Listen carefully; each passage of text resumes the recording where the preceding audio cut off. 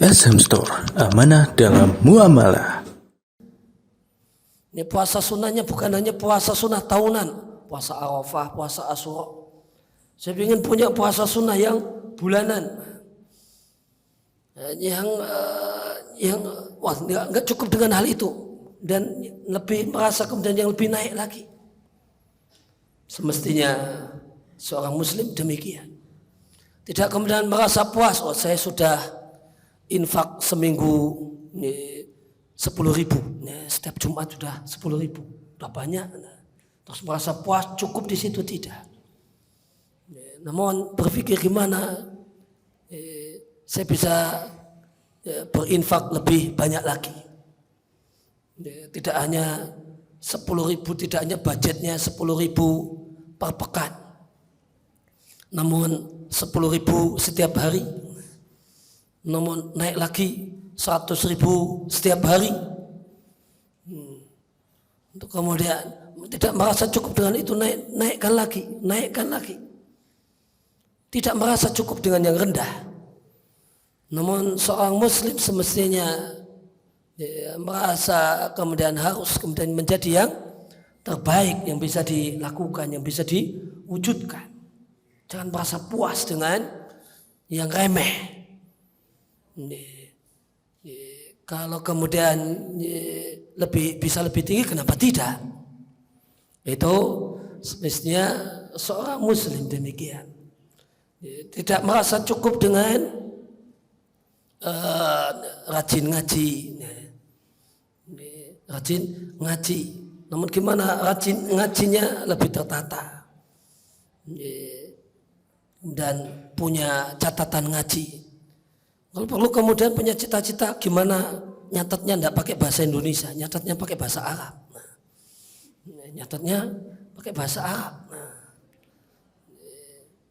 Kemudian naikkan lagi. Tidak merasa stagnan di situ, terus sudah bertahun-tahun di situ, tidak naik level, tidak naik kelas. Maka seorang Muslim semestinya adalah orang yang berupaya untuk bisa menjadi yang terbaik. Jangan kemudian merasa cukup dengan menyerah dan mengatakan adalah yang hafal Quran cucu saya saja. Kayaknya udah terlalu tua untuk hafal Quran.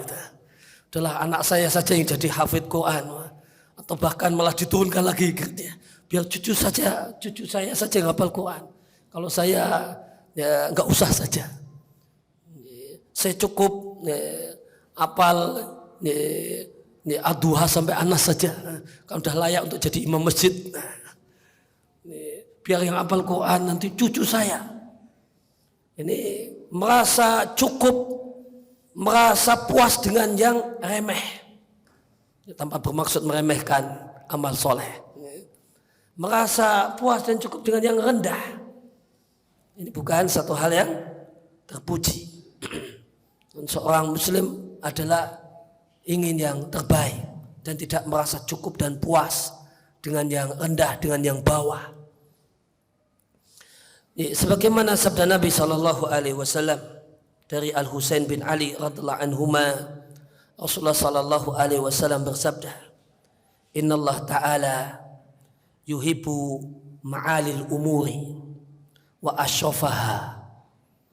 Sesungguhnya Allah Subhanahu wa Ta'ala itu mencintai, menyukai ma'alil umuri, hal-hal yang top, hal-hal yang tinggi, hal yang top, hal top dalam ilmu, hal yang top dalam hafalan, hal yang top dalam sedekah, hal top yang dalam puasa, hal yang top dalam hal-hal yang manfaat. Wa asofaha, dan hal-hal yang mulia, akhlak yang mulia, kemudian hal-hal yang terpuji. Wa yakrahu sabsafaha, dan Allah Subhanahu wa Ta'ala itu tidak suka dengan yang rendah-rendah, dengan yang rendah-rendah. Demikian adalah hadis yang diriwayatkan oleh At-Tabarani fil Kabir dalam Al-Mu'jam Al-Kabir. Maka yang Allah cintai ketika seorang muslim itu memiliki ma'alil umur, hal-hal yang tinggi, hal-hal yang bagus, hal-hal yang berkualitas, hal yang paling top. Kalau bisa number one, kenapa tidak? Kalau bisa yang kemudian terdepan, kenapa harus di belakang? Kalau bisa yang jadi nomor 1, kenapa merasa puas dengan nomor 10? Maka karena itu yang Allah cintai. Sebagaimana di hadis yang lain, Nabi SAW menyampaikan, Innallaha idza amila ahadukum amalan ayutqinahu. Sesungguhnya Allah Subhanahu wa taala mencintai, Allah itu suka jika kalian melakukan hal yang manfaat, hal yang positif, kalian lakukan secara sempurna, secara itqan. Tidak hanya ecek-ecek, kelas teri, enggak. Non kelas kakap. Kalau bisa berkualitas, kenapa yang kelas teri? Yang Allah sukai itu yang berkualitas, yang bagus. Punya hafalan yang bagus. Punya belajar yang sukses. Kalau bisa belajar itu dapat 100, kenapa? Puas dengan nilai 50. Kenapa puas dengan nilai yang 50? Jika kemudian kita bisa berinfak kemudian puluhan juta, ratusan juta, kenapa merasa puas dengan yang 10.000 dan ratusan ribu? Kalau kita bisa kemudian memberi manfaat seluas-luasnya, sebesar-besarnya, kenapa hanya manfaat yang kecil? Kalau misalnya seorang pembisnis, seorang pedagang, maka punya karyawan artinya menafkahi, memberi manfaat. Punya karyawan 10, memberi manfaat pada 10 keluarga. Kalau bisa memberikan manfaat untuk 100 keluarga, kenapa tidak? Kalau bisa kemudian beri manfaat pada 500 keluarga, kenapa tidak? Kenapa harus merasa cukup dengan memberi manfaat untuk 10 keluarga? Naikkan tahun depan 100 keluarga. Naikkan tahun depannya lagi 500 keluarga. Naikkan tahun depannya lagi 1000 keluarga. Menjadi orang yang maksimal dalam memberi manfaat bagi lingkungannya, bagi masyarakatnya. Khairun nas anfa'uhum linnas. Manusia yang terbaik, manusia yang terbaik, yang paling besar, paling luas manfaatnya bagi lingkungannya, bagi masyarakatnya. Ini memberi manfaat untuk lingkungan dan masyarakat ini boleh jadi dengan ilmunya, boleh jadi dengan hartanya, boleh jadi dengan menggajinya, boleh jadi dengan yang lainnya. Kalau kemudian kita punya media sosial yang kemudian memberikan manfaat, semakin banyak jangkauannya, semakin luas jangkauannya, semakin besar manfaatnya. Kenapa harus merasa cukup dengan yang jangkauannya pendek? Tingkatkan. Sebagaimana sabda Nabi SAW, Inna Allah katabal ihsana ala kulli syai'. Allah Subhanahu wa taala mewajibkan untuk ihsan dalam segala sesuatu. Untuk melakukan yang terbaik dalam segala sesuatu. Nabi contohkan, menyembelihlah dengan menyembelih yang terbaik. Maka ini tidak hanya terbatas terbaik dalam masalah menyembelih, dalam semua hal. Semua hal yang positif, semua hal yang manfaat. Usahakan, upayakan untuk jadi yang terbaik. Jangan merasa cukup, merasa puas dengan yang rendah dan yang bawah. Demikian juga di antara hal yang menunjukkan kalau Islam mengajarkan kepada kita untuk menjadi orang yang berusaha untuk menjadi orang yang terbaik. Di antaranya adalah doa yang kemudian Allah Subhanahu wa taala ajarkan kepada kita dalam Al-Qur'an. Allah ajarkan kepada kita untuk berdoa. Rabbana hab lana min azwajina wa dzurriyyatina qurrata a'yun waj'alna lil muttaqina imama. Ini luar biasa Pak doa ini. Allah ajarkan kepada kita untuk berdoa dan meminta kepada Allah, waj'alna lil muttaqina imama. Ya Allah, jadikanlah kami, ya Allah, jadikanlah saya imamnya orang-orang yang bertakwa. Teladan dan panutannya orang-orang yang bertakwa. Siapa itu orang bertakwa? Manusia-manusia pilihan. Orang bertakwa itu bukan orang-orang rendahan. Mereka orang-orang hebat. Hebat dalam amal, hebat dalam ibadah, hebat dalam akhlak. Mereka itu orang bertakwa. Apa yang kita mintakan kepada Allah? Apa yang Allah ajarkan kepada kita? Sekedar, ya Allah jadikanlah saya bagian dari orang-orang yang bertakwa? Tidak. Sekedar, ya Allah jadikanlah kami bagian dari orang-orang pilihan, orang-orang istimewamu, orang-orang yang bertakwa kepadamu. Tidak. Yang kita mintakan kepada Allah Subhanahu wa taala adalah jadikanlah aku yang terdepan di antara mereka. Imamnya mereka. Ini imamnya rombongan orang-orang berkualitas. Bukan orang ecek-ecek ini. Orang-orang top, orang-orang bertakwa. Kita mintanya sama Allah, diajarin untuk minta kepada Allah untuk jadi imamnya, Pak. Imam disebut imam karena fil amam. Karena di depan. Tidak hanya di tengah-tengah, apalagi jadi buntut dan ekor.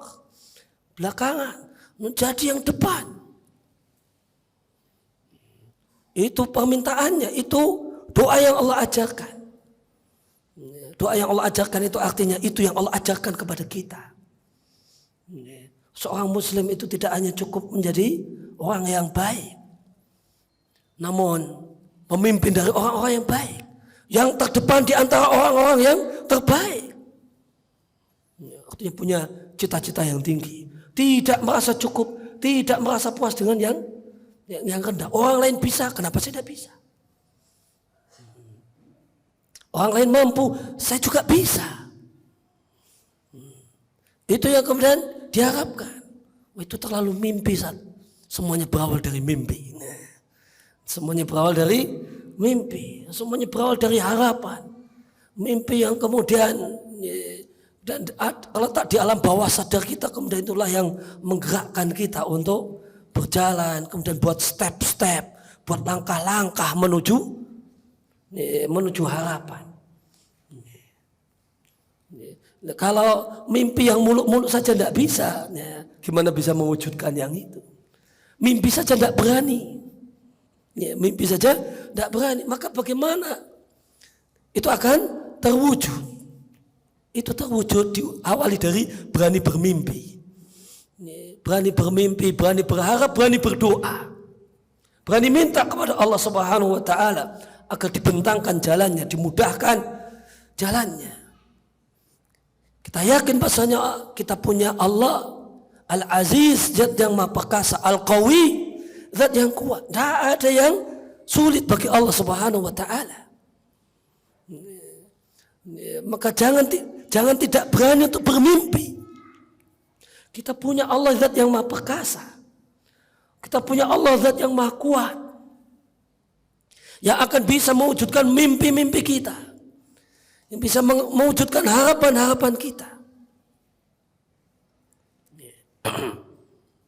Demikian juga Nabi SAW mengajari kita untuk menjadi orang yang punya cita-cita yang mulia, menjadi orang yang berusaha untuk yang menjadi yang terbaik, tidak merasa puas dengan yang rendah, tidak merasa puas dengan yang bawah. Sebagaimana dalam hadis yang diriwayatkan oleh Muslim, Nabi mengajari kepada kita untuk bermimpi. Untuk bermimpi. Idza sa'altumullah fas'alu al-firdausal a'la. Fa inna a'lal jannah wa awsatuha. Jika kalian meminta, jika kalian berharap kepada Allah, maka mintalah surga Firdaus. Karena Firdaus itu surga yang paling tinggi. Bayangkan, diminta suruh, minta yang paling tinggi. Fa inna a'lal jannah, itu surga yang paling tinggi. Wa awsatuha, yang paling istimewa. Nabi mengajari kita untuk berani bermimpi. Itu kan mimpi sekali, Pak. Minta surga yang paling tinggi, bayangkan.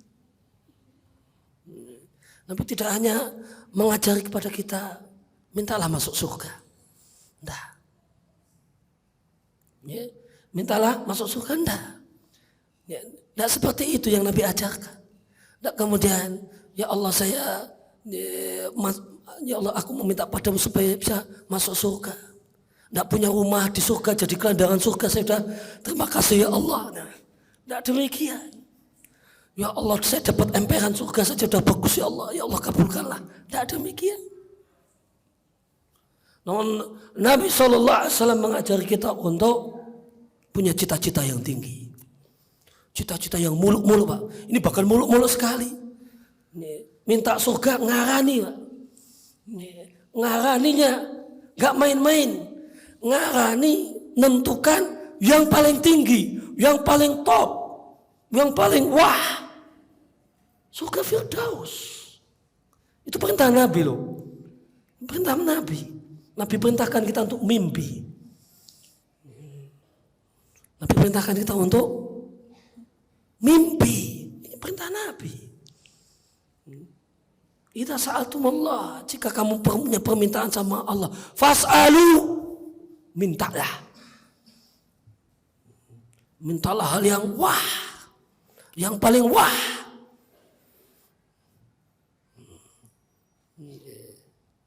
Maka Nabi mengajar kita, bahkan memerintahkan kita untuk meminta surga yang paling tinggi, surga yang paling istimewa, yang tidak akan ditempati kecuali orang-orang yang istimewa, bahkan orang-orang yang super istimewa. Nabi tidak mengajari kita minder. Apa bisa ya? Surga tengah-tengah saja mungkin udah bagus lah. Ini enggak. Namun Nabi minta ngajari kita untuk surga yang paling tinggi, derajat yang tertinggi. Maka Nabi mengajari kita agar menjadi yang terbaik. Jangan puas dengan yang rendah. Jangan cukup dengan yang bawah. Mimpi dapat yang tertinggi. Bercita-cita untuk yang jadi yang istimewa. Dan karena itu demikian juga di antara hal yang di antara hal yang menunjukkan bahasanya Islam mengajarkan umatnya agar berupaya untuk menjadi yang terbaik adalah perintah untuk berlomba dalam kebaikan. Perintah untuk berlomba dalam kebaikan. Fastabiqul khairat. Jadilah kalian yang terdepan dalam kebaikan. Apa itu terdepan dalam kebaikan? Yang nomor satu. Yang paling dahulu. Yang paling bagus. Selama bisa, kenapa tidak?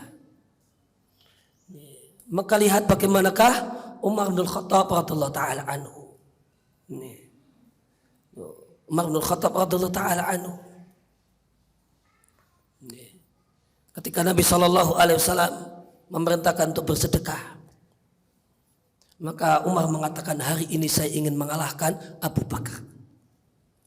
Meskipun nggak kalah, meskipun tetap kalah, tapi lihat semangatnya. Lihat semangatnya. Ini manusia didikan Nabi. Hari ini saya ingin mengalahkan Abu Bakar. Datang dengan sedekah dengan separuh dari hartanya. Apa yang kau sisakan untuk keluargamu? Maka Umar mengatakan mislu hada, semisal ini. Artinya cuma separuh yang dibawa. Ternyata Abu Bakar datang dengan semua hartanya. Demikian dalam hadis riwayat At-Tirmidzi. Maka hari ini saya ingin mengalahkan Abu Bakar. Hari ini saya ingin mengalahkan Abu Bakar. Apa semangatnya? Semangat untuk menjadi yang terbaik. Enggak kemudian udah cukup baik kita itu. Enggak. Udah cukup gitu. Enggak, tidak demikian. Semangatnya adalah gimana bisa lebih unggul dalam kebaikan. Karena itu maka ada semangat untuk berupaya yang menjadi yang terbaik. Tidak merasa cukup dengan yang rendah, tidak merasa cukup dengan yang bawah.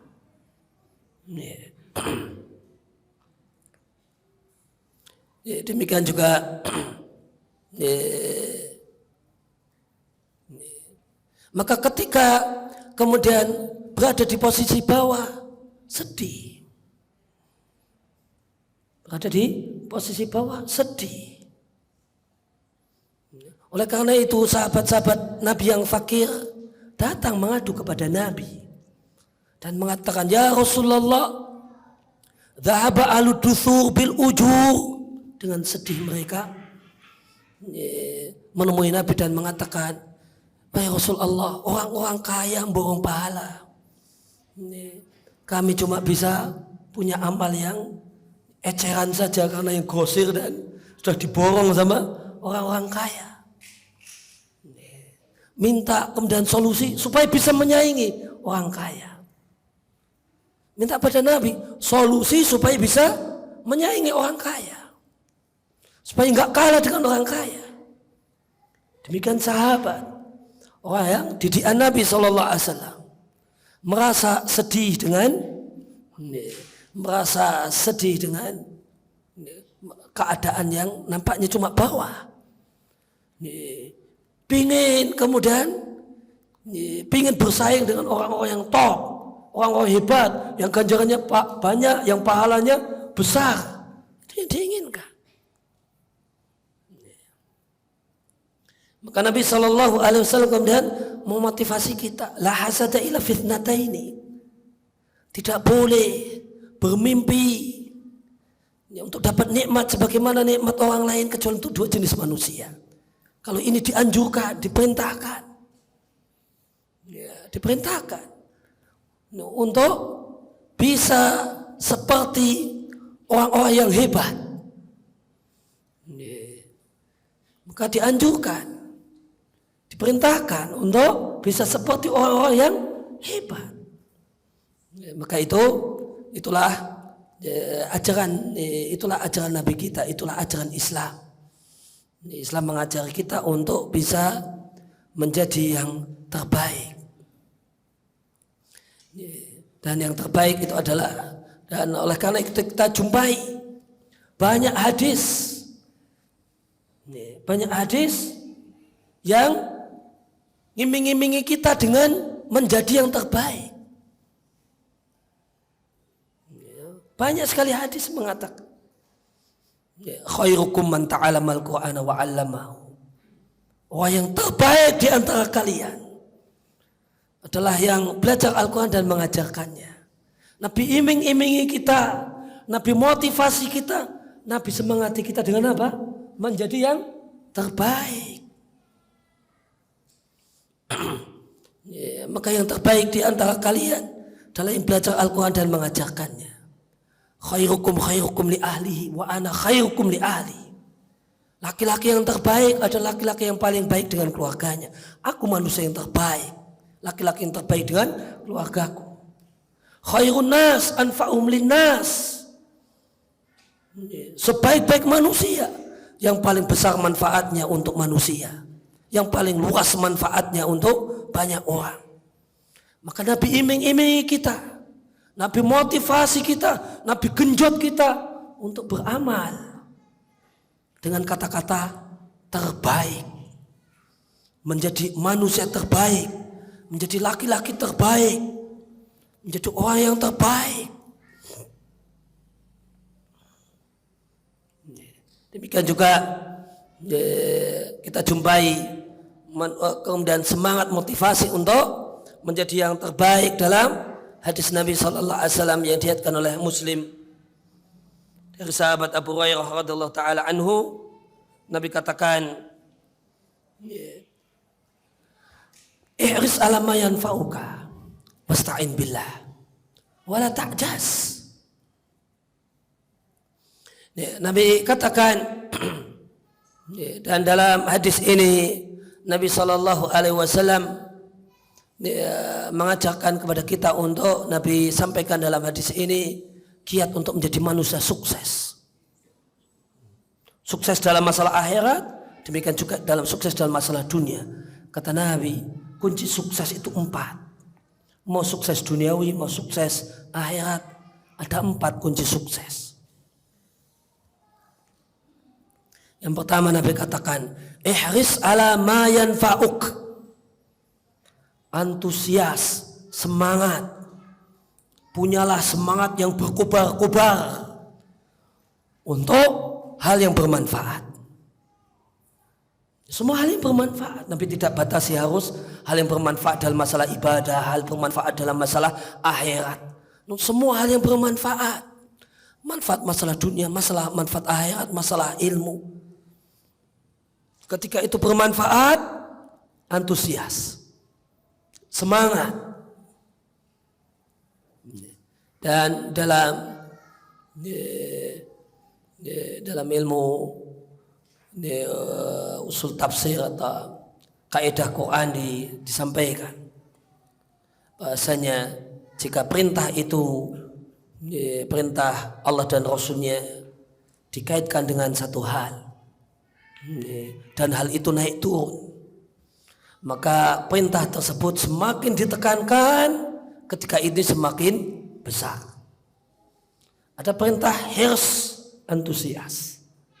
Antusias ini dikaitkan dengan manfaat, dan manfaat itu naik turun. Ada yang bermanfaat sangat, ada yang lebih bermanfaat, ada yang sangat bermanfaat, ada yang sangat-sangat bermanfaat. Maka perintah ini kadarnya naik dengan naiknya hal tersebut. Maka Nabi SAW perintahkan kepada kita untuk jadi orang yang bersemangat dalam hal yang bermanfaat. Nabi perintahkan kepada kita untuk lebih semangat untuk hal yang lebih bermanfaat. Nabi perintahkan kepada kita untuk sangat semangat untuk hal yang sangat manfaat. Semakin hal itu semakin bermanfaat, maka semangatnya harus semakin, kadar semangatnya harus lebih besar lagi, lebih hebat lagi. Semakin besar manfaatnya, semakin besar semangatnya. Maka kunci sukses yang pertama adalah antusias, semangat. Semangat yang membara. Semangat yang menggebu-gebu, dan semangatnya dalam hal yang bermanfaat, bukan semangat dalam hal yang berbahaya, atau semangat dalam hal yang tidak bermanfaat meskipun tidak bahaya. Orang yang sukses adalah orang yang semangat dalam hal yang bermanfaat. Dan inti dan diantara ciri khas orang yang semangat dalam hal yang bermanfaat, ciri khasnya adalah pelit dengan waktunya kecuali untuk hal yang bermanfaat, yang akan mewujudkan cita-citanya. Orang yang semangat dalam hal yang bermanfaat, yang lain itu dia pinggirkan. Dia akan pinggirkan. Dia akan ingin waktunya, tenaganya, pikirannya itu untuk hal yang bermanfaat yang dia cita-citakan. Yang lain minggir dulu. Ini cuma buang-buang waktu, ini menghambat cita-cita saya, menghambat target-target saya. Maka orang yang serius dalam antusias dalam hal yang bermanfaat, dia pelit waktunya. Dia tidak akan buang-buang waktunya cuma untuk scroll Facebook, cuma untuk ngobrol ngalor ngidul hal yang dan manfaat. Cuma sekedar muter-muter yang tidak ada gunanya, jalan-jalan yang ada yang nir faedahnya. Dia akan jadikan semua itu semuanya adalah diarahkan untuk mewujudkan cita-citanya. Maka ketika seorang itu punya cita-cita dalam ilmu, dalam belajar, singkirkan itu semua. Pelit waktunya kecuali untuk kegiatan belajar. Kalau orang itu punya cita-cita untuk orang yang hebat dalam ibadah, ahli ibadah, segala yang mengganggu ibadah akan disingkirkan. Orang punya cita hafal Al-Quran, hal-hal yang akan kegiatan-kegiatan yang menghambat untuk hafal Al-Quran, singkirkan. Orang yang kemudian punya cita-cita sukses bisnis, hal-hal yang cuma yang lainnya itu puasa dulu, yang lainnya singkirkan dulu, puasa dulu, ngempet dulu.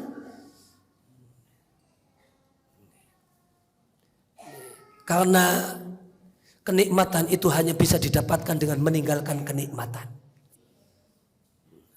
Kenikmatan itu hanya bisa didapatkan dengan meninggalkan kenikmatan. Kalau orang ingin mendapatkan kenikmatan dengan cara hidup bernikmat-nikmat, dijamin itu cuma berhenti jadi mimpi. Karena kenikmatan itu hanya bisa didapatkan dengan meninggalkan kenikmatan.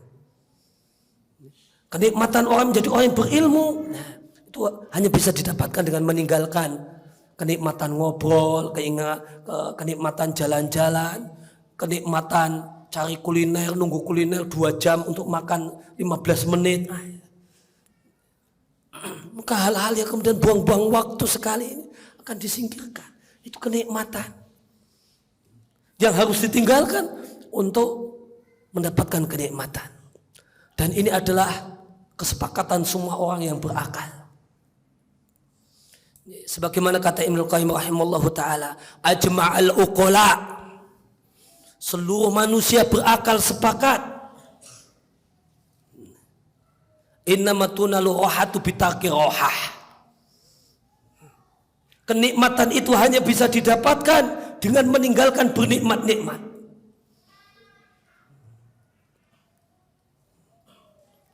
Dan itu juga ajaran nenek moyang kita. Berakit-rakit ke hulu, berenang-renang, kemudian bersakit-sakit dahulu. Apa itu? Tinggalkan kenikmatan, tinggalkan senang-senang. Berakit-rakit dahulu, berenang-renang kemudian, bersakit-sakit dahulu, susah payah dulu, pontang-panting dulu, menderita dulu, puasa dulu, ngempet dulu, baru bersenang-senang kemudian. Karena ini memang kesepakatan semua manusia berakal. Nenek moyang kita dan manusia yang lainnya sepakat. Kenikmatan hanya bisa didapatkan dengan meninggalkan kenikmatan. Orang itu akan gagal untuk mendapatkan kenikmatan yang dia cita-citakan jika dia hanya mau berleha-leha, bersantai-santai, bersenang-senang. Pengen nikmat kemudian menjadi dapat surganya ahli ibadah, ya harus dia tinggalkan berbagai macam hal yang mengganggu ibadahnya. Pengen kenikmatan mendapatkan fadilah orang yang hafal Al-Quran, tinggalkan semua yang kenikmatan yang akan mengganggu terwujudnya cita-cita itu. Pengen menjadi bisnismen sukses, itu tinggalkan hal-hal yang akan menghambat kesuksesan, yang sekedar buang-buang waktu, sekedar tidak ada manfaatnya, tidak ada gunanya, tinggalkan. Ini kaidah dalam semua kesuksesan. Mau kesuksesan dalam ilmu, kesuksesan dalam ibadah dan amal, kesuksesan dalam dunia, semuanya sama. Antusias, semangat, pelit waktu, singkirkan hal-hal yang menghambat kesuksesan. Namun tidak cukup dengan itu. Karena kiat yang kedua, langkah yang kedua, wasta'in billahi. Kita itu mendapatkan apa yang kita harapkan jika mendapatkan karunia Allah Subhanahu wa taala. Manusia itu tidak akan bisa apa-apa kalau tidak Allah tolong, tidak Allah bantu. Ingin jadi orang yang sukses dalam ilmu, dalam amal, akhirat ataupun dunia, minta tolong sama Allah Subhanahu wa taala. Tawakal sama Allah, bersandar kepada Allah, wasta'in billah. Banyak berdoa, merengek, mengibah, memelas di hadapan Allah supaya diberi kemudahan. Karena tidak ada kemudahan kecuali yang Allah mudahkan. Allahumma la sahla illa ma ja'altahu sahla. Ya Allah, tidak ada yang mudah. Semuanya sulit jika tidak Engkau jadikan mudah. Semuanya sulit jika tidak Allah jadikan mudah. Maka kiat sukses, jangan lupakan Allah Subhanahu wa taala. Tidak ada kemudahan kecuali yang Allah mudahkan. Maka sandarkan hati kepada Allah Subhanahu wa taala, merengek, meminta, memelas kepada Allah Subhanahu wa taala. Kemudian setelah itu Nabi sampaikan wala ta'jaz atau wala ta'jazan. Jangan merasa tidak bisa. Jangan ajiz. Ajiz di sini biasanya terjemahnya tidak mampu. Namun tidak mampu yang Nabi celah. Kalau tidak mampu itu betul-betul tidak mampu, tidak akan dicela. Orang yang tercela adalah orang yang mampu namun tidak mau mencoba. Orang yang bisa namun sudah mengibarkan bendera kalah perang sebelum bertanding. Sehingga yang dimaksud dengan jangan merasa tidak mampu itu masalah kejiwaan, masalah psikologi. Jangan punya mental merasa tidak bisa. Jangan punya mental merasa tidak bisa. Gagal itu bukan berarti tidak bisa. Gagal itu berarti adalah semangat untuk kemudian mengevaluasi, memperbaiki diri untuk kemudian lebih baik lagi. Belum mencoba, jangan, wah sulit nih. Belum mencoba belajar nahwu, sudah angkat tangan, sulit belajar nahwu itu. Sulit belajar nahwu, sulit, udahlah. Bukan passion saya, bukan passion saya. Mau ngapal Quran, waduh, tebel banget ya Al-Quran 30 kayak gini. Kayaknya bukan passion saya, udahlah saya mundur saja. Ini merasa kemudian belum apa-apa udah mundur. Ini yang Nabi larang. Ini yang Nabi larang. Mental nggak mau berjuang. Mental nggak mau mencoba. Maunya langsung jaya. Maunya langsung jaya. Nggak ada itu langsung jaya kecuali nama bis. Bis langsung jaya. Nggak ada itu langsung jaya. Kecuali nama bis. Orang itu langsung jaya itu warisan. Warisan, kalau tidak warisan tidak bisa langsung jaya. Semuanya harus dari mencoba, berusaha, pontang-panting, susah. Gitu.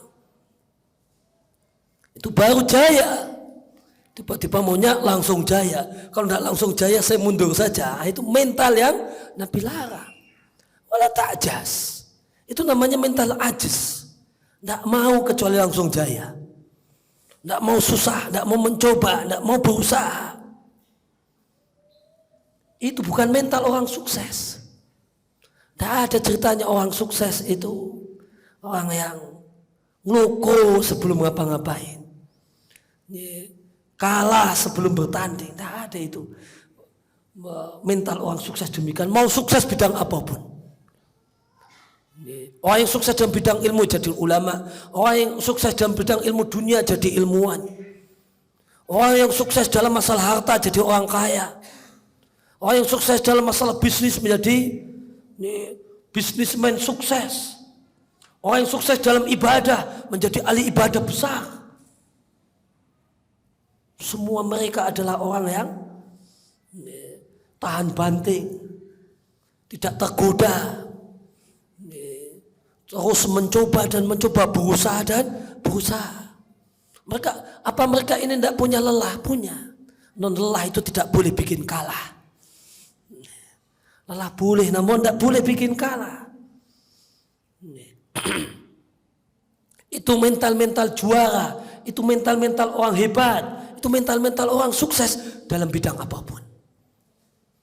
Tidak ada pada mereka penyakit ajiz, merasa tidak bisa, merasa tidak mampu. Sekali mencoba kemudian sudahlah, saya nggak bisa. Kemudian yang keempat, orang sukses bukan berarti tidak punya masalah, tidak kena musibah. Nabi katakan orang yang sukses itu adalah orang yang kena musibah, kena masalah, itu tidak larut dalam masalahnya. Namun adalah orang yang mudah untuk, kata anak muda sekarang, move on.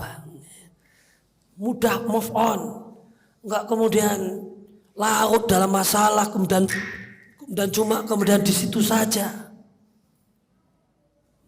Namun mudah kemudian bangkit, tidak larut dengan masalah. Sehingga Nabi katakan, faida asobaka syai'un, maka jika engkau tertimpa musibah, wahai calon-calon orang-orang yang sukses, maka janganlah kau katakan seandainya saya melakukan demikian, maka tidak akan terjadi demikian dan demikian.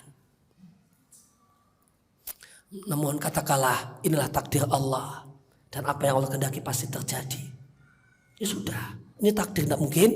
Ini takdir, diambil pelajarannya, jangan larut di situ. Ayo segera bangun, ayo segera bangkit, ayo move on, lanjutkan perjuangan. Dan di antara cara efektif untuk cepat move on adalah berdalil dengan takdir. Sudah, ini takdir. Sudah suratan, sudah Allah gariskan 50.000 tahun sebelum Allah menciptakan langit dan bumi akan terjadi demikian. Jangan larut untuk dipikirkan, sedih. Ayo bangun. Ayo bangun. Lanjutkan perjuangan. Lanjutkan masa depan. Bangun masa depan. Jangan larut dalam kesedihan. Jangan larut dalam kemurungan. Itu 4 kiat manusia sukses dari ajaran Nabi SAW. Semua kesuksesan, sukses dunia, sukses akhirat, sukses dalam ilmu, sukses dalam ibadah, sukses dalam amal, kiatnya 4 hal ini. Kenapa Muslim banyak yang tidak sukses? Karena tidak mengamalkan petunjuk Nabi. Nabi ngajari namun nggak mau dipakai, tidak mau mempelajari petunjuk Nabi-nya, dan dia tahu belajar namun tidak mempraktekannya dan tidak mengamalkannya.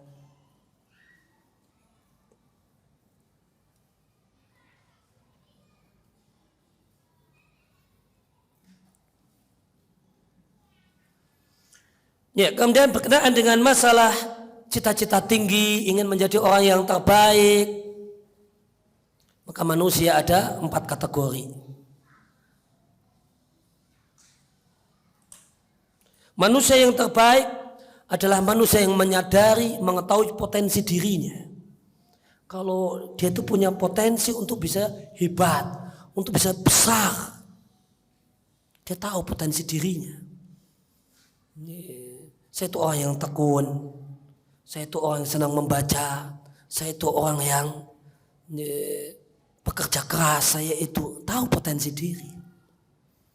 Orang yang tahu potensi dirinya dan dia lihat dan dia tahu potensi dirinya adalah potensi untuk bisa jadi orang yang hebat, orang besar. Kemudian dia bercita-cita untuk itu. Dia punya obsesi untuk menjadikan dirinya adalah diri yang terbaik. Ini orang yang terbaik.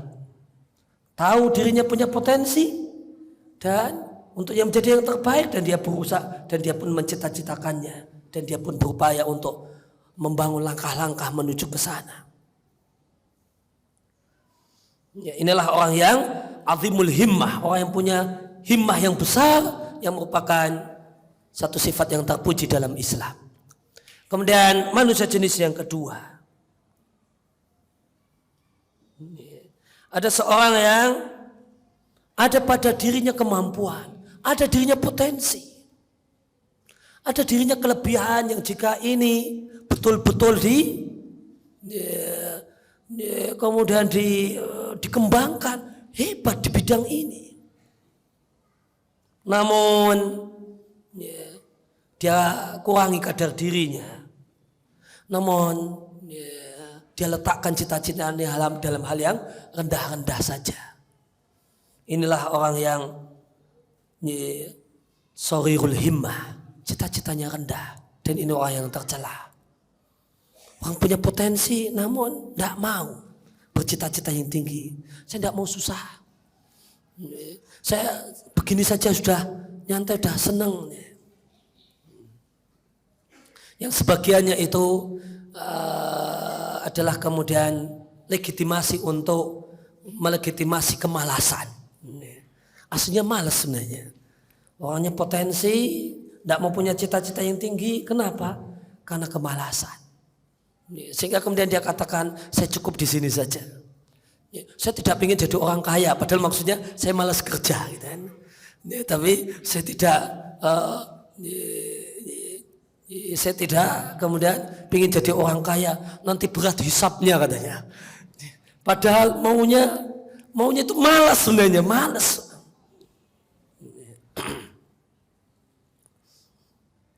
Kemudian manusia jenis yang ketiga adalah orang yang dia melihat bahasanya dirinya tidak punya potensi untuk satu hal, tidak punya potensi di satu hal, dan sehingga dia merasa tidak mampu dan memang real tidak mampu karena memang tidak punya potensi di bidang itu. Maka ini adalah orang yang sadar diri, orang yang sadar diri dan tahu siapa dirinya. Namun ini sikap yang benar, meskipun boleh jadi seorang itu tidak punya potensi di satu bidang, namun dia punya potensi lain di bidang yang lainnya, tinggal digali.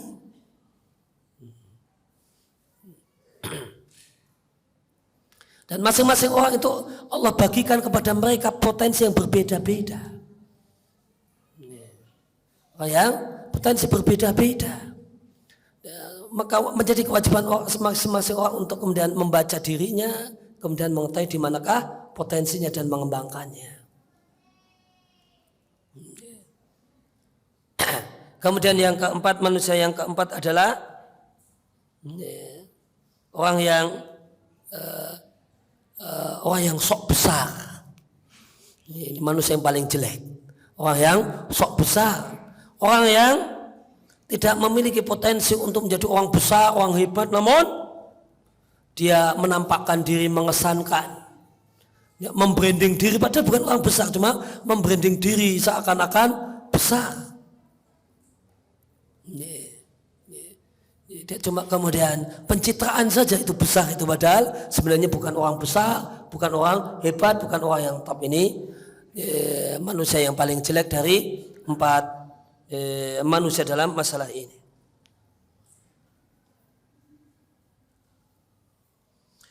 Berkenaan dengan masalah perbedaan cita-cita orang, perbedaan obsesi dan semangat orang, maka ada kisah yang menarik. Ada kisah yang menarik. Satu hari berkumpullah 4 pemuda. Berkumpullah 4 orang pemuda. Ada Abdullah bin Umar, anaknya Umar bin Khattab. Kemudian ada Urwah ibn Zubair, adiknya Abdullah bin Zubair. Ada juga Mus'ab bin Zubair, adiknya lagi. Tapi kalau Abdullah bin Zubair itu sahabat Nabi, adik-adiknya bukan sahabat Nabi.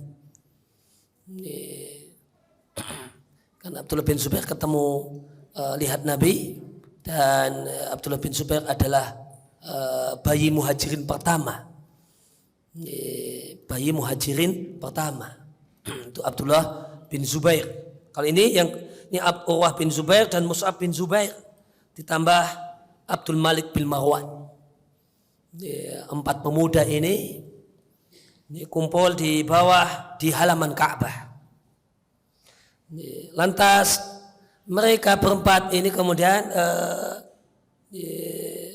Mus'ab bin Zubair kemudian memunculkan ide, tamannau, berangan-anganlah kalian, bercita-citalah kalian. Ya, apa coba kalian punya masing-masing punya obsesi apa, punya cita-cita apa? Maka 3 kawannya yang lainnya mengatakan ibda anta, ya kamu yang usul, ya kamu yang tahu jawab. Ya, maka usul itu mikul kata orang. Ya, siapa yang usul dia yang mikul. Ayo lontarkan cita-cita kalian masing-masing. Temannya bertiga, ya sudah kamu mulai dulu. Kamu yang usul kan, ya kamu yang mulai.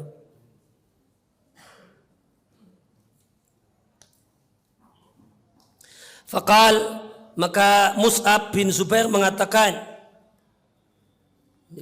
wilayat al-Iraq, saya cita-cita saya, angan-angan saya, obsesi saya jadi penguasanya Irak.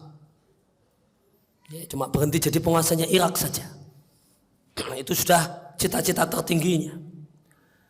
Wa tazawuju Sukainah ibnatal Husain, nikah sama Sukainah anaknya Husain, wanita paling cantik di zamannya. Pak main-main ini Pak, anak muda ini cita-citanya mau menikahi wanita gadis paling cantik di zamannya. Dan nikahnya, cita-citanya tidak hanya satu Pak, bukannya Sukainah, padahal sudah yang paling cantik di zamannya, plus mau menikahi Aisyah binti Tolhah bin Ubaidillah. Cita-citanya masih jomblo Pak, cita-citanya poligami Pak. Poligami 2 wanita paling cantik di zamannya Pak.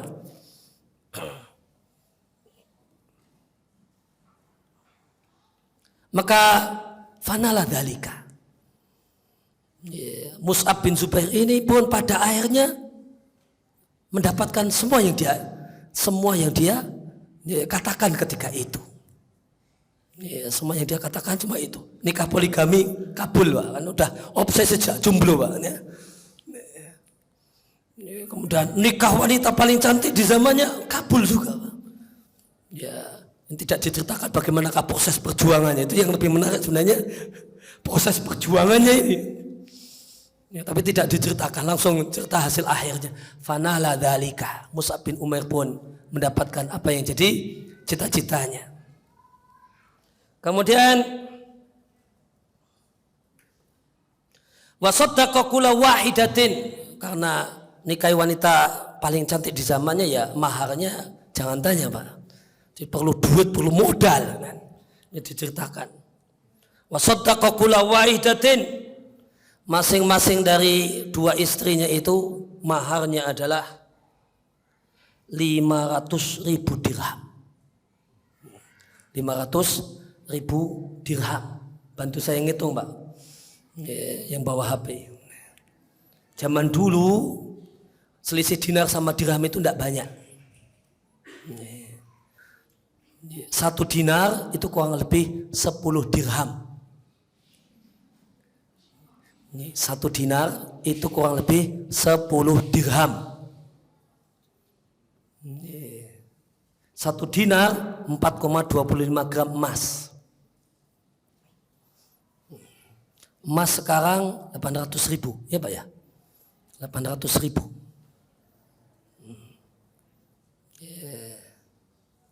Ini mahar mau dapat wanita paling cantik di zamannya Pak. Sukainah anaknya Husain sama Aisyah anaknya Tolhah bin Ubaidillah. Ya Jerbasuki ya mau bio ya. Maka modalnya juga tidak main-main.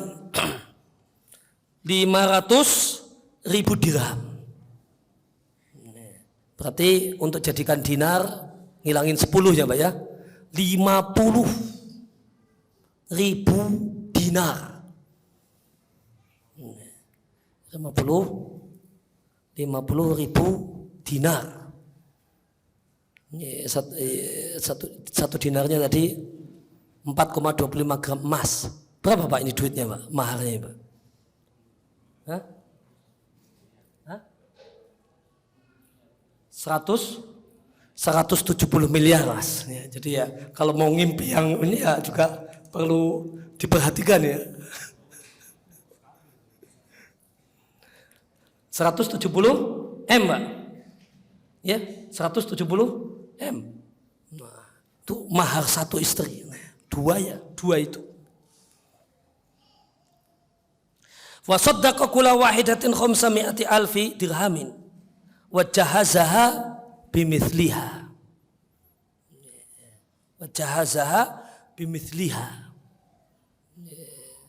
Jadi tidak hanya itu duit untuk mahar, kemudian untuk macam-macam perabot, macam-macam ya, untuk kemudian dia siapkan perabot itu untuk macam-macam hadiah dan sebagainya. Ube rampenya Pak, itu senilai sama dengan itu. Itu ube rampenya itu senilai dengan itu. 170 miliar juga Pak. Kemudian pemuda yang kedua, Watamana Urwah ibn Zubair. Kalau Urwah bin Zubair di halaman Ka'bah dia berangan-angan agar dia menjadi ahli fikih, faqih. Cita-citanya lain. Kalau tadi wanita, kekuasaan, ini Urwah sama-sama anaknya Zubair. Beda. Ini pikirannya ilmu. Ingin jadi ahli fikih. Wa ayyuh mal'anul hadis. Dan bisa menjadi guru hadis. Banyak orang belajar hadis darinya. Hadis sama fikih. Itu cita-citanya. Ahli hadis sama ahli fikih. Dan ini luar biasa. Karena banyak ahli fikih tidak ahli hadis. Banyak ahli hadis tidak ahli fikih. Dia bercita-cita menggabungkan dua-duanya. Pakar hadis sekaligus pakar fikih. Rujukan di bidang hadis sekaligus rujukan di bidang fikih. Ini luar biasa. Ini hanya level para imam. Yang kemudian bisa kemudian mengumpulkan dua ilmu ini dalam satu diri. Sehingga ceritanya tidak disebutkan bagaimanakah susah payah belajarnya. Wa nala dzalika, beliau pun mendapatkannya. Wa tamanna Abdul Malik. Dan Abdul Malik ibn Marwan pun bercita-cita al-khilafah jadi khalifah. Fanalaha, beliau pun mendapatkannya jadi khalifah Abdul Malik bin Marwan. Dan ketika itu ini yang bercerita adalah Abdullah yang menceritakan kisah 4 orang pemuda kumpul ini. Yang cerita Abdullah bin Umar kemudian mengatakan watamana Abdullah bin Umar al-jannata. Kalau Abdullah bin Umar cita-citanya surga saja. Cita-citanya surga dan beliau berharap mendapatkannya. Ya, maka kita lihat di sini cita-cita orang, obsesi orang macam-macam. Dan ketika orang itu obsesinya itu betul-betul sungguh-sungguh, dapat Pak. Dapat. Karena orang itu, langkah orang itu diatur oleh apa yang jadi obsesinya. Yang obsesi itu ada dalam alam bawah sadarnya. Itulah yang akan nanti membimbing seorang kemana dia akan melangkah untuk kemudian mewujudkannya. Yang muluk-muluk Pak, dapat. Pengen wanita paling cantik di zaman dapat Pak ternyata. Yang pengen jadi khalifah terwujud. Yang pengen mengumpulkan 2 ilmu yang ini satu hal yang langka, terkumpulnya ilmu 2 ilmu ini dalam diri seseorang dapat. Maka itu menunjukkan pentingnya berobsesi, pentingnya bercita-cita tinggi. Dan bagaimanakah menumbuhkan diri agar menjadi orang yang punya obsesi? Ya, maka ada kiat-kiat supaya seorang itu punya obsesi dan orang yang punya cita-cita yang tinggi. yang punya obsesi. Yang pertama, obsesi yang tinggi itu kadang memang gawan bayi. Gawan bayi. Obsesi rendah itu terkadang ya gawan bayi. Orangnya memang gak mau muluk-muluk. Nah, saya segini saja. Saya begini saja cukup. Maka obsesi yang mulia, obsesi yang tinggi, ingin menjadi yang terbaik itu ada yang karakter bawaan. Bawaan lahir. Bahasa Arabnya tabiatul insan.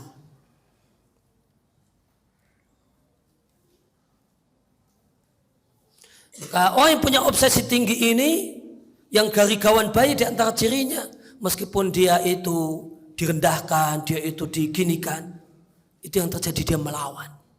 Kamu itu tidak bisa. Tapi kalau orang itu punya obsesi ini, saya akan tunjukkan saya bisa. Ya, karena obsesi tinggi dan cita-cita itu sudah jadi karakternya. Itu dia mau dibunuh karakternya. Kamu itu apa? Nggak bisa. Itu tidak akan ada orang yang melempem seperti ini. Tapi ada orang yang tidak. Dikatakan, didoktrin kamu itu tidak bisa. Saya akan buktikan. Saya bisa. Akan saya hadiahkan kesuksesan saya kepadanya. Dan di antara manusia di antara contoh orang yang punya obsesi tinggi dan itu jadi karakternya adalah Umar bin Abdul Aziz. Khalifah Umar bin Abdul Aziz ini mengatakan, Inna li nafsan tawaqah. Saya itu punya jiwa saya itu ada jiwa yang pinginan. Jiwa yang punya obsesi. Kemudian beliau ceritakan obsesi hidupnya. Lam tazal tatuku ilal imarah. Pada awalnya dia punya obsesi jadi gubernur. Jadi gubernur. Fala manil tuha, tatkala aku mendapatkannya. Beliau jadi gubernur Madinah. Maka awalnya obsesi pengen jadi gubernur. Allah mudahkan. Jadi tercapai cita-citanya jadi gubernur. Gubernur kota Madinah. Fala manil tuha, maka tatkala saya mendapatkannya, taqat ilal khilafati. Saya kepingin jadi khalifah. Saya ingin punya cita-cita jadi khalifah. Falamanil tuha. Dan beliau pun mendapatkannya jadi khalifah. Dan khalifah yang sukses luar biasa. Jadi khalifah 2 tahun dengan kesuksesan yang boleh jadi dicapai oleh manusia-manusia yang lain 20 tahun atau lebih dari itu. Jadi khalifah cuma 2 tahun. Jadi khalifah itu 2 tahun dengan hasil kerja boleh jadi 20 tahun, boleh jadi 50 tahun digarap oleh orang lain. Ini orang kemudian visioner, orang hebat.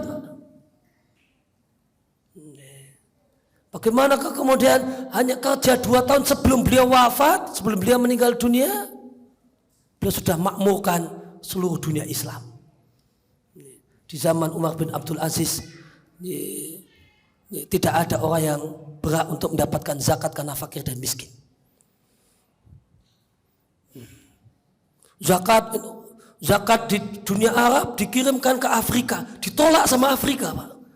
Kami tidak butuh zakat. Tidak ada orang miskin di Afrika. Kembalikan. Akhirnya duit zakat dimasukkan ke kas negara. Karena tidak ada yang mau menerima zakat. Cari orang miskin susah, Pak. Itu kerja kurang dari 2 tahun. Itu kerja 1 tahun atau 1 tahun setengah.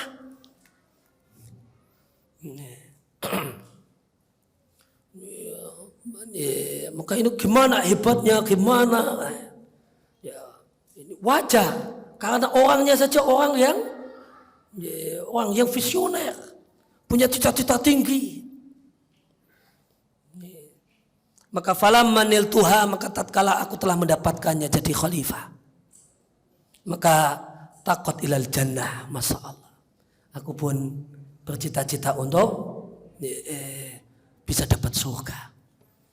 bisa mendapatkan surga Allah Subhanahu wa taala. Kayak ini ada orang yang memang jiwanya jiwa orang yang ingin yang terdepan, ingin yang terbaik. Kemudian yang kedua, manusia sukses yang diawali dari cita-cita yang mulia, keinginan menjadi yang terbaik, itu boleh jadi adalah pengaruh orang tua. Didikan orang tua, keteladanan orang tua. Anak ini tumbuh besar melihat bapaknya, ayahnya itu ini adalah orang yang punya obsesi.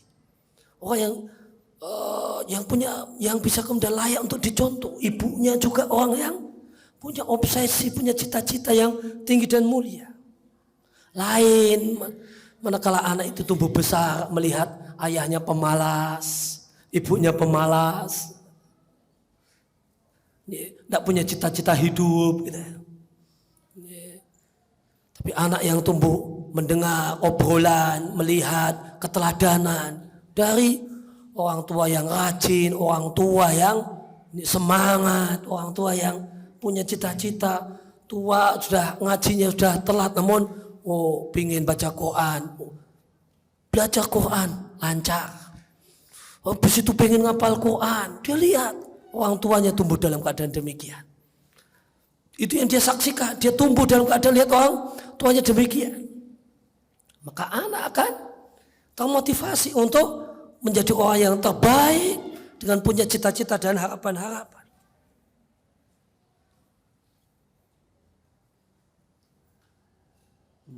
Maka banyak orang-orang sukses itu berada karena orang tua yang memotivasi, orang tua yang kemudian jadi layak dan teladan. Di antaranya adalah contohnya adalah Khalifah Muawiyah, sahabat Nabi Muawiyah ibn Abi Sufyan.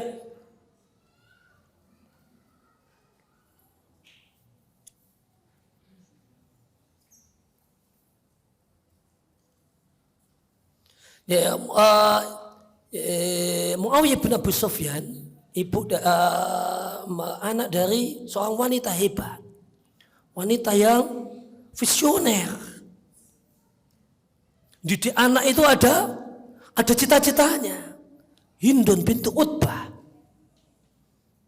dia memang wanita pencetak tokoh. Jadi didik bukan asal-asal didik, tapi ini ibu visioner. Punya cita-cita dengan anaknya ini mau kemana gitu. Dia punya cita-cita. Sehingga ketika ada orang yang komentar, Muawiyah muda, Muawiyah kecil, Muawiyah remaja, yang dia sudah pintar mimpin temannya macam-macam gitu. Kalau kemudian main, dia ketuanya. Maka ada yang komentar, in asa sada qaumahu. Anak ini, Muawiyah ini, kalau nanti dia umurnya panjang, dia akan jadi pemimpin di kaumnya. Komentar demikian di depan Hindun, ibunya Muawiyah. Protes Pak Hindun, tidak terima dengan kalimat ini. Sakilatku, celaka kamu. Masa cuma kau kayak gitu komentarnya. Sakilatu ilam yasud ila qaumau. Celaka itu Muawiyah jika dia cuma hanya jadi pemimpin untuk kaumnya saja. Jika dia cuma jadi pemimpin kabilahnya saja, celaka dia. Karena saya didik dia untuk jadi pemimpin manusia. Bukan hanya pemimpin kabilahnya. Celaka dia, gitu kata Hindun. Protes Pak. Ini yang komentar tadi merasa sudah memuji. Ibunya nggak terima. Ibunya gak terima, ini anak kecil ini, wah nanti kalau umurnya panjang, ketua kabilah ini, kepala suku ini, ibunya tersinggung. Celaka itu Muawiyah, kalau coba jadi kepala suku, saya itu mendidiknya untuk jadi kepalanya manusia, untuk menjadi pemimpin manusia. Bayangkan Pak, ibu visioner Pak, mendidik itu tahu dia, ini mendidik untuk jadi pemimpin kabilahnya cukup kayak gini didiknya itu. Pendidikannya, treatmentnya cuma kayak gini. Ini cuma calon kepala suku. Nah, Kalau mau jadi calon kepala negara, memimpin banyak suku, tidak seperti itu cara didiknya. Kan keren Pak. Pendidik ibu visioner. Bayangkan kalau ibu-ibu kita itu visioner kayak gini Pak. Masya Allah ini Indonesia cepat nanti akan berubah jadi penuh dengan kebaikan. Jadi problemnya karena ibu-ibu kita banyak yang tidak punya misi, didik anak biasa saja. Didik anak biasa saja, tidak ada visinya. Nanti didik anak jadi untuk jadi orang top, itu nanti mainannya beda Pak. Ini mainan calon pemimpin beda dengan mainan calon rakyat jelata ini. Mainannya beda. Nanti kalau menghibur, nangis supaya ada senandung, ada kemudian ini rengang-rengangnya lain. Ini mau jadikan pemimpin, rengang-rengangnya beda dengan cuma rengang-rengang untuk jadi rakyat jelata itu beda Pak. Itu ibu visioner itu lain ini. Nanti anaknya itu nanti dibuat punya hobi apa? Hobi calon pemimpin, bukan calon orang yang dipimpin. Ini Hindun itu ibu wanita luar biasa, ibu visioner. Dia tahu gaya pengasuhan dia itu gaya pemimpin manusia, gaya untuk memimpin banyak suku. Cara didiknya demikian. Dia tahu cara pengasuhannya ini untuk anak jadi memimpin banyak suku. Maka ketika dikomentari orang, Muawiyah ini nanti kalau mau panjang jadi kepala suku, nggak terima dia. Karena didikannya itu beda. Ini dididik untuk lintas suku, untuk jadi kepala negara. Celaka Muawiyah kalau cuma besok gedenya cuma jadi kepala suku, celaka dia. Gagal saya mengasuhnya, gagal saya mendidiknya. Karena saya tidak mencetaknya, mengasuhnya untuk jadi pemimpin berbagai suku. Luar biasa Pak, luar biasa. Gimana tidak jadi orang sukses kalau ibunya saja demikian.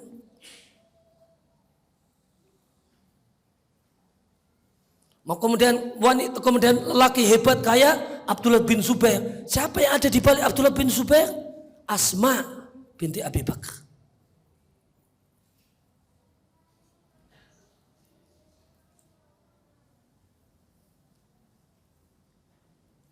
Asma seorang ibu yang luar biasa, ibu yang gagah, ibu yang hebat.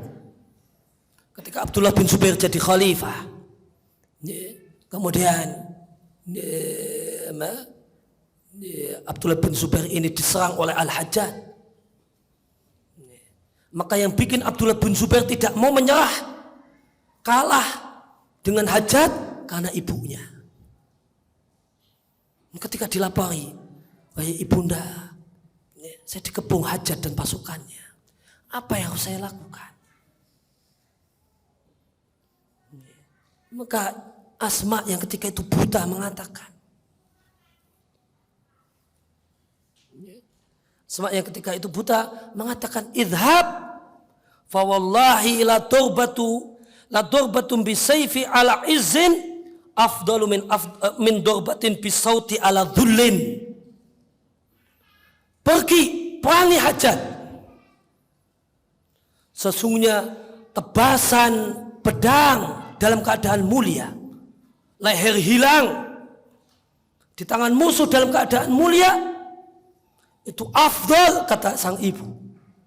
Itu lebih mulia daripada cambukan, daripada kemudian dicambuk dalam keadaan hina. Ini yang bikin Abdullah bin Zubair tidak mau kalah, tidak mau menyerah kalah di depannya Hajjaj. Kenapa? Motivasi ibunya. Motivasi ibunya.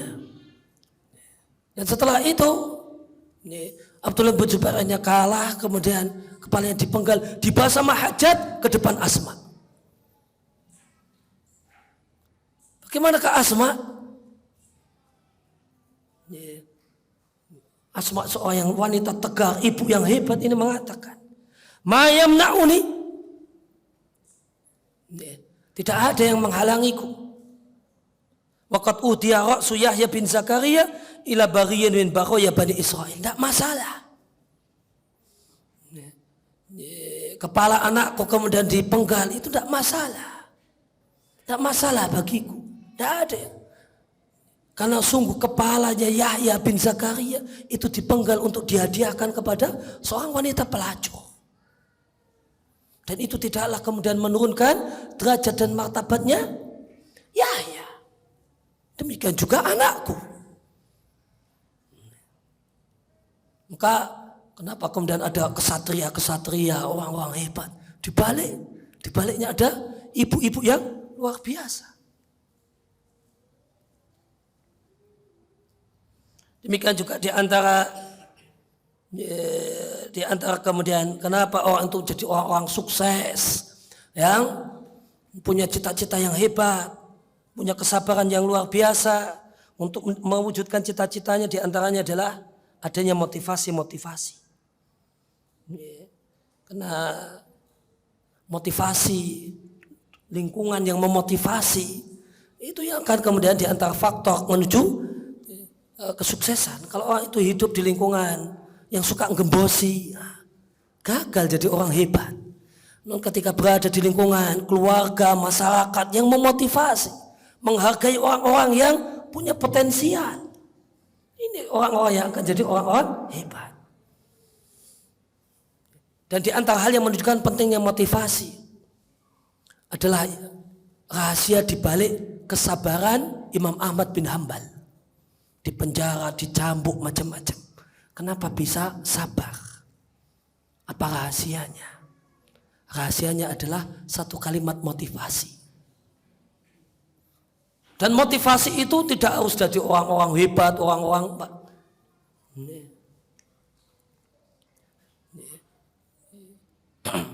motivasi itu tidak harus kalimat panjang-panjang. Yang membuat manusia hebat seperti ulama hadis Az-Zahabi itu gara-gara satu kalimat motivasi. Az-Zahabi itu jadi ulama besar dalam bidang hadis. Itu gara-gara ada satu kalimat motivasi pendek yang itu berkesan dalam hatinya. Ada orang komentar tentang tulisannya Az-Zahabi. Khotuka khotul muhaddithin. Tulisanmu itu tulisan ulama hadis. Madek gitu, masuk di hatinya. Tapi cuma tulisannya saja. Karena ketika itu beliau belum menekuni hadis. Gara-gara kalimat itu termotivasi untuk menekuni hadis dan jadi ulama besar dalam bidang hadis. Cuma gara-gara kalimat singkat seperti itu.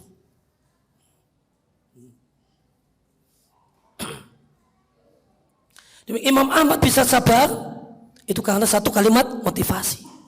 Dan uniknya Pak, motivasi Imam Ahmad bisa sabar dengan siksaan itu, motivasinya itu dari orang bejat Pak. Dari pencuri, copet, motivatornya Pak. Motivatornya Imam Ahmad. Bisa kemudian bertahun-tahun sabar dengan siksaan. Ya. Motivatornya itu copet Pak. Ini keren Pak. Jadi motivasi itu bisa didapatkan dari macam-macam. Tidak harus dari orang-orang hebat. Tentang ceritanya Imam Ahmad. Beliau itu mendapatkan bisa menjadi orang yang tegar. Di balik hal itu adalah tokoh di balik itu seorang pencopet. Namanya Abul Haytham. Kata Abdullah anaknya Imam Ahmad. Kuntu kathiran asma'u walidi yaqul. Aku sangat sering mendengar ayahku mengatakan rahimallahu Abul Haytham. Ghafarallahu li Abil Haytham. Afallahu an Abil Haytham. Imam Ahmad rajin doakan Abul Haytham. Bolak-balik. Anaknya sampai dengar. Didoakan agar Allah merahmatinya, mengampuninya, memaafkan dosa-dosa dan kesalahannya. Anaknya penasaran, siapa ini Abul Haytham? Gak ada orang hebat namanya Abul Haytham. Maka sang ayah berkata, ya abah, ya abi, ya abah, man Abul Haytham? Abul Haytham itu siapa? Maka Imam Ahmad bercerita, lama ukhidju lisiyab, tatkala aku dikeluarkan untuk dicambui. Wa mudat alayya lil aqabin, dan dua tanganku itu dijulurkan untuk dipukuli. Idza ana bisyabin, maka ketika itu aku berjumpa dengan anak muda. Ada anak muda yang menarik pakaianku dari belakang. Wa yaqulu li, anak muda ini bertanya kepadaku, ta'rifuni? Syekh, kenal aku? Maka kata Imam Ahmad, lah, aku tidak kenal dirimu. Qal, maka pemuda tadi mengenalkan dirinya. Ana Abul Haytham al-Ayyar al-Lusut Tarar. Saya Abul Haytham, seorang pencopet terkenal. Saya Abul Haytham, tukang copet kondang. Copet, tukang copet terkenal. Maktubun fi diwan Amirul Mukminin. Saya itu sudah mendapatkan putusan pengadilan. Anni duribtu thamaniyata asra alfi sautin. Gara-gara karena jadi pencopet kondang tenar, Pak, dengan berbagai macam kasus. Putusan pengadilannya, aku dapat hukuman dicambuk sebanyak 18.000 cambukan. Ini hukuman 18.000 cambukan. Namun bitafarik, namun dibagi-bagi. Cambuk 100 dulu, nanti off dulu biar sehat. Nah, udah sehat cambuk lagi. Nanti break dulu, nah, biar sehat dulu, cambuk lagi. 18, berapa Pak? Ini 18.000 kali cambukan. Dan kata Abul Haytham, wa sabartu fi dzalika ala taati syaitan. Saya sabar menjalani hukuman itu. Saya sabar menjalani hubungan itu. Saya sabar menjalani hukuman tersebut dalam rangka taat sama setan. Untuk melanjutkan perjuangan nyopet lagi. Itu saya lakoni itu, hukuman itu dengan penuh kesabaran. 18.000 kali cambukan. Dijalani dengan penuh kesabaran, penuh ketekunan, tahan banting. Untuk bisa tetap eksis berprofesi sebagai pencopet. Ini perjuangan luar biasa ini. Maka kata, aku sabar fi dzalika ala taati syaitan li ajli dunya. Aku sabar menjalani ini semua dalam rangka taat setan untuk dapat dunia, untuk dapat duit. Itu cuma untuk cari harta. Maka pesan sang copet kondang di zamannya, copet hebat di zamannya ini, Pak. Fasbir anta fi taati rahman li ajli din. Motivasinya untuk Imam Ahmad. Maka wahai Syekh, sabarlah dirimu dengan hukuman itu. Fi taati rahman, karena itu adalah dalam rangka taat pada Allah, di ajli din, karena agama.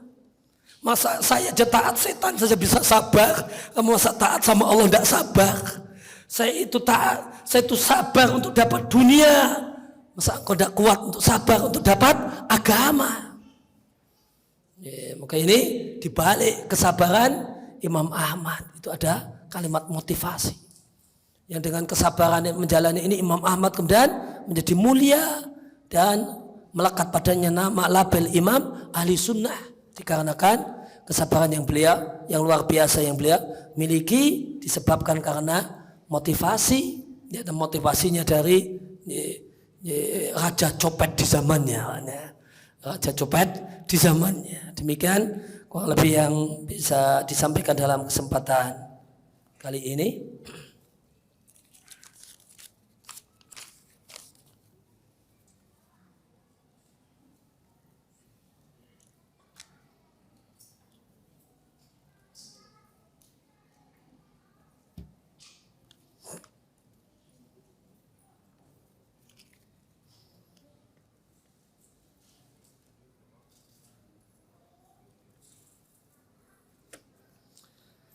Ya, kadang apa yang diminta tidak sesuai dengan harapan dan menjadi kecewa.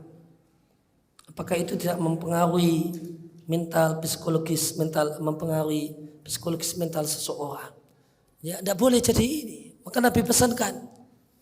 Ya, maka Nabi pesankan wala ta'jas. Jangan kemudian berminta melempem, ya, kecewa sedikit kemudian patah semangat. Bermental baja, yang tegar, yang kuat, yang tahan banting gitu. Jadi ya boleh jadi itu berpengaruh pada mental psikologis sebagian orang yang lemah. Namun yang diminta tidak sesuai dengan harapan itu tidak akan menyurutkan langkah orang-orang yang memiliki cita-cita yang tinggi dan harapan yang mulia. Bagaimana cara menumbuhkan atau menyembuhkan mental yang lemah? Jadi antaranya sebenarnya tadi ada di sesi yang terakhir tadi, di poin yang terakhir kita sampaikan beberapa kiat untuk tetap mempertahankan, untuk punya semangat yang tinggi. Ada yang memang gawaan bayi, ada yang pengaruh orang tua yang memotivasi, kemudian dukungan lingkungan, dukungan pendidik, guru, ya, kemudian motivasi dari lingkungannya, sekitarnya. Itu diantara hal-hal yang menumbuhkan hal tersebut. Maka diantara hal yang penting adalah lingkungan keluarga, lingkungan masyarakat, teman-temannya adalah teman-teman yang memotivasi, menyemangati, dan bukan suka membuli dan menghabisi.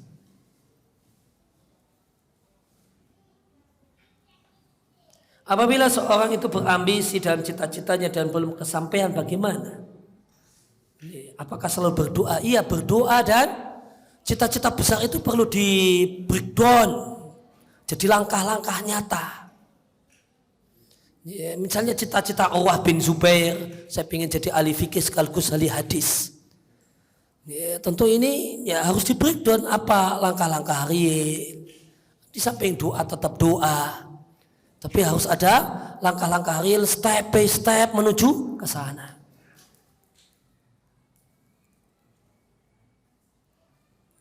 Ada yang lain?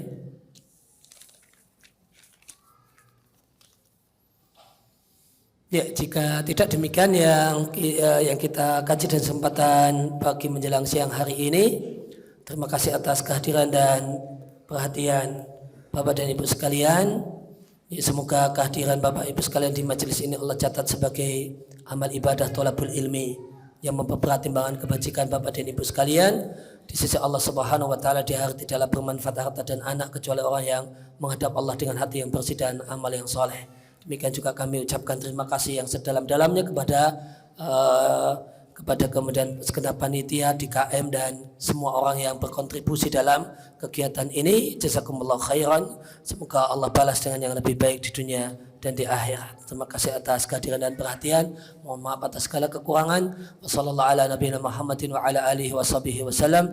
Wa akhiru da'wana alhamdulillahi rabbil alamin. Subhanaka Allahumma wa bihamdika asyhadu an la ilaha illa anta astaghfiruka wa atubu ilaik. Wassalamualaikum warahmatullahi wabarakatuh.